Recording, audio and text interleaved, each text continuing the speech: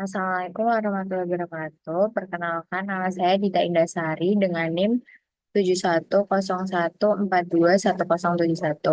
Pada kesempatan kali ini, saya akan mempresentasikan hasil dari review artikel saya. Jadi, untuk yang pertama yaitu dengan menggunakan pendekatan kuantitatif, saya menggunakan artikel yang berjudul Pengaruh Kompetensi Pegawai, Sarana Prasarana, dan Budaya Organisasi terhadap Pengelolaan Kearsipan dengan Kinerja Pegawai sebagai Variabel Mediasi. Nah, dalam penelitian ini terdapat permasalahan yaitu belum adanya prosedur yang jelas dalam pemeliharaan arsip dan peminjaman arsip di setiap kantor kepala desa yang ada di Kecamatan Laksono, Kabupaten Wonosobo. Kegiatan pemeliharaan yang dilakukan hanya secara insidental saja. Apabila akan menggunakan arsip dan arsip yang bersangkutan rusak, maka baru akan diadakan kegiatan pemeliharaan. Serta untuk prosedur peminjaman arsip sendiri juga belum memiliki prosedur yang jelas sehingga memicu terjadinya kerusakan dan kehilangan arsip yang akan digunakan.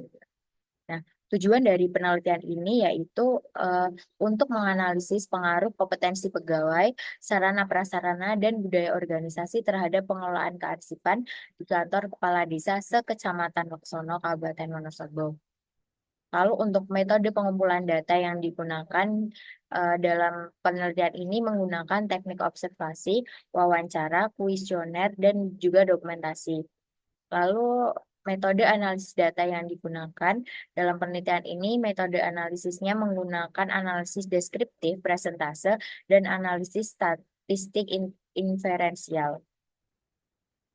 Untuk cara penulisan hasil dan pembahasan sendiri dalam artikel ini, cara penulisan hasil dan pembahasan ditulis dan dijelaskan secara lengkap, terperinci, dan disertakan tabel-tabel yang memudahkan pembaca memahami hasil pembahasan. Dalam bagian ini dijelaskan juga terkait dengan uji asumsi klasik yang digunakan, data-data yang digunakan, serta penulis memberikan penjelasan yang mudah dipahami terkait penulisan dan perhitungan data.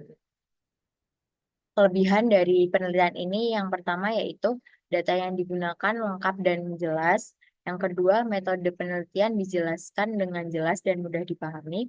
Lalu yang ketiga, hasil penelitian dipaparkan dengan jelas dan disertakan tabel sehingga mudah dipahami. Untuk kekurangannya sendiri, dalam penelitian ini belum dijelaskan saran dan strategi yang dapat dilakukan oleh kepala desa sekecamatan Laksono untuk memperbaiki dan menerapkan prosedur pengelolaan arsip yang baik. Selanjutnya, untuk pendekatan kualitatif, yang artikel yang saya gunakan yaitu berjudul Pengelolaan Arsip dalam Upaya Tertib Arsip dan Pelayanan Prima di KSU Batang, Cemerlang, Kabupaten Batang. Nah, di penelitian ini permasalahan yang diangkat yaitu ada belum adanya penerapan prosedur pengelolaan arsip yang sesuai sehingga mengakibatkan banyaknya penumpukan berkas yang tidak tertata rapi dan kurang tempat yang digunakan untuk menyimpan arsip. Hal ini mengakibatkan pengurus mengalami hambatan dalam memberikan pelayanan kepada pelanggan. Kegiatan pengarsipan di KSU Batang Cemerlang juga masih dilakukan secara manual dan berkas yang dihasilkan oleh organisasi tidak diklasifikasikan berdasarkan sistem penyimpanan arsip sehingga mengakibatkan terjadinya penumpukan dokumen yang sangat merugikan organisasi. Tujuan dilakukannya penelitian ini adalah untuk meningkatkan pengetahuan serta keterampilan pengurus KSU Batang Cemerlang di bidang pengelolaan arsip. Untuk metode pengumpulan datanya sendiri menggunakan wawancara dan observasi kepada pengurus KSU Bintang Cemerlang. Cara penulisan hasil dan pembahasannya dalam artikel ini cara penulisan hasil dan pembahasan ditulis secara lengkap dan rinci. Dalam paragraf pertama, penulis membahas terkait dengan waktu dilaksanakannya pelatihan, tempat dilakukannya pelatihan, dan peserta serta pihak-pihak yang terlibat dalam pelatihan tersebut. Pada paragraf selanjutnya, peneliti menjelaskan terkait kegiatan pelatihan yang dilakukan seperti sesi pemateri dan materi apa saja yang dipaparkan. Terkait cara penulisan hasil dan pembahasan artikel ini sudah cukup lengkap. Nah, untuk kelebihan dari penelitian ini, yang pertama yaitu latar belakang penelitian dipaparkan dengan jelas pada bagian pendahuluan. Lalu kelebihan yang lain dalam artikel ini, bagian pembahasan dijelaskan secara terperinci dan mudah dipahami.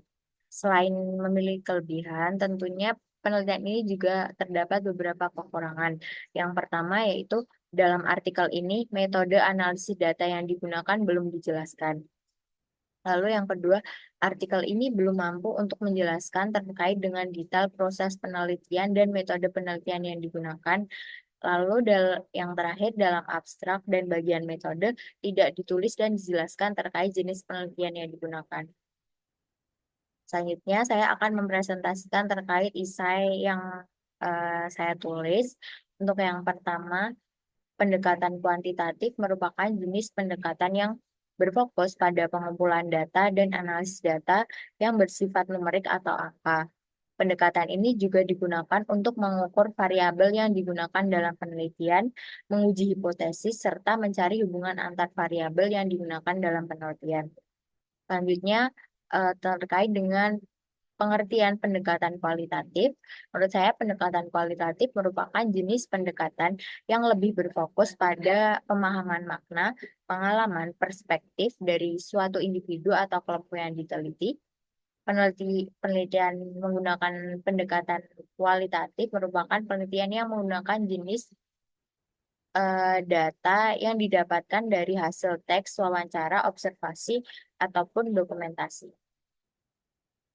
Selanjutnya, ketika akan dilakukan sebuah penelitian di mana peneliti akan menguji antar hasil atau hubungan antara variabel dan akan menguji hipotesis, maka pendekatan penelitian yang digunakan lebih cocok menggunakan pendekatan kuantitatif. Pendekatan kuantitatif juga cocok digunakan apabila peneliti membutuhkan hasil penelitian yang lebih objektif dan ingin menghindari adanya bias pribadi dalam interpretasi data yang digunakan. Sedangkan apabila peneliti akan melakukan penelitian yang berkaitan dengan pemahaman kompleks terkait pengalaman manusia dan konteks sosial, maka pendekatan yang cocok digunakan adalah pendekatan kualitatif. Pemilihan pendekatan ini sebenarnya harus disesuaikan dengan permasalahan yang diangkat, serta tujuan dilakukannya penelitian dan pertanyaan apa saja yang muncul dalam penelitian. Mungkin itu dari saya, kurang lebihnya mohon maaf. Assalamualaikum warahmatullahi wabarakatuh.